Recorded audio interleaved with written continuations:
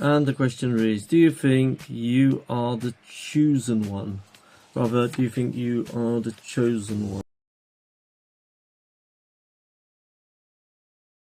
Hello, I'm John and welcome to John's Box, my YouTube channel, and to the June edition of English Just For You, where we analyse 5 English language mistakes and, of course, correct them. So, without further ado, let's look at the first sentence. How far is nearest star to sun? How far is nearest star to sun? Now, in the English language we use articles. That means a and the, or without the article, what we call the article. Now, in each case, nearest is one. So it's the nearest star because it's one star, and there's one sun. So again, it will be to the sun because we all know which sun we're referring to, of course, our nearest star. So how far is the nearest star to the sun? I think it's going to be, well, I got the answer here.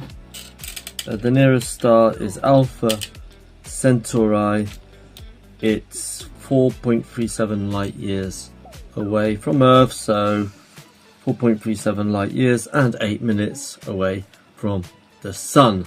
That is the first sentence. Let's just put it up here. Sentence number 2. Who she is? Simple question. The question, we change the order of the subject and the verb to be. So the correct version is, who is she? That's sentence number 2. Sentence number 3. Yours car's old. Okay, now the apostrophe S is okay. Your car is old. However, as I've just said, rather than yours, it's the subject pronoun. Your car is old. If it were the object pronoun, then the old car is yours. Okay, so that's sentence number 3. Sentence number 4. He is strongest than you. So strong is the adjective, the base adjective. The comparative form is stronger. And the superlative is the strongest. So if it's one, then it would be he is the strongest. If we're using a comparative, comparing he to you, then as I've just mentioned, the correct version is he is stronger than you. That's the penultimate question, number 4. We'll now move on to question number 5. Question number 5 is this one. We haven't got many times. 2 mistakes here. Time is uncountable, so it cannot be preceded by many, rather much for uncountable noun, and without the S, as time doesn't take the plural.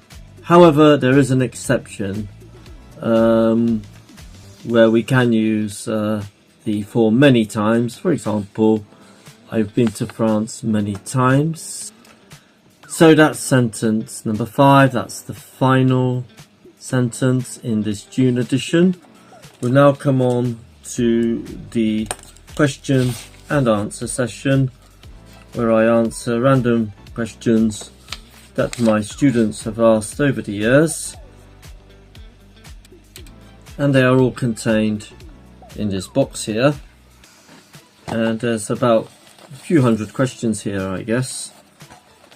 So let's choose one at random, and it is I'll read it how it's written because of course some of these questions will contain mistakes. I'll just put on my glasses so I can see better.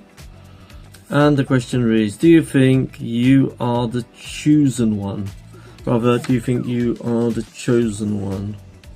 Chosen one, as in the Bible there were the chosen few, or I think in Star Wars, the chosen one. I'll just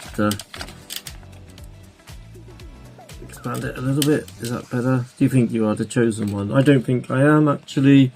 Somebody else is the chosen one, but I don't know who it is. So let's take another one. Another question. This time, if you had enough money, what kind of car would you buy? Rather, I have it has been corrected, this sentence. It did read, if you have enough money, buy without the you as a preposition. So if I had enough money, I don't know. I've been asked this question several times. I guess, well, a nice luxury car. It would be some kind of limousine with all the fanciful features, and a car which would be so comfortable that I could sit in it all day and sleep in it. So some luxury limousine. Right, so that's the second, and let's move on to the third question. How often do you think about Roman Empire? Actually, it should be the Roman Empire. How often do I think about the Roman Empire? Honestly speaking, not very often. Sometimes it comes up in conversation if somebody's interested in ancient history. I don't know too much about it, but I do know that it didn't last. Well, it all ended in the Middle Ages, I guess sometime in the 14th century. Julius Caesar was one of the emperors. Well, there's a lot more. It stretched from all the way from Greece to Ireland. Well, probably I got some of my facts wrong, but okay. I don't really think of it too often. That's the third of 5 questions. Let's take another one. This is the fourth one. Oh my god. It's incomprehensible what this is. I haven't got a clue what it says. How old is my dad? Well, he died a long time ago, actually. He was only 67 when he died. So, yeah, that's how I can answer that question. And the last one.